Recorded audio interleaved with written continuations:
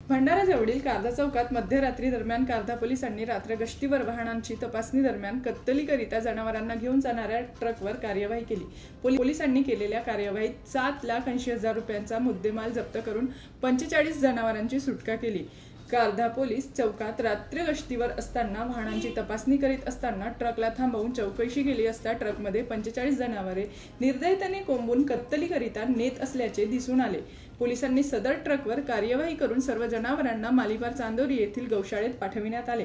पोलिसांनी ट्रक चालक मोहम्मद युसुफरा यांच्या विरुद्ध गुन्हा दाखल केले आहे।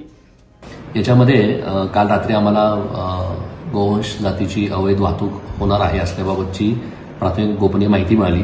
त्यानुसार आम्ही कारधा चौक या ठिकाणी सापळा रचला आणि मी आणि माझ्या पथकासह त्या ठिकाणी अशोक लेलंड कंपनीचा ट्रक क्रमांक MH30 BD 6176 याच्यामधून गोवंश जातीची जवळपास 45 जनावरे त्या ठिकाणी अवैधपणे वाहतूक करताना आम्हाला मिळून आली।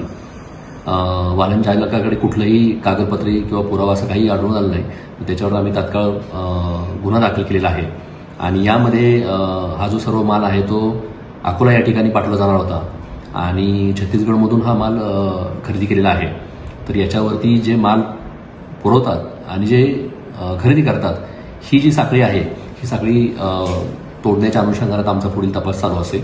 सध्या आम्ही आता आरोपीला अटक केलेली आहे, त्याच्यावर कारवाई केलेली आहे।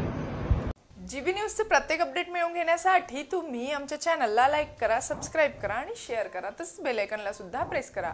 आपला जिल्हा, आपली बातमी, जीबी न्यूज भंडारा।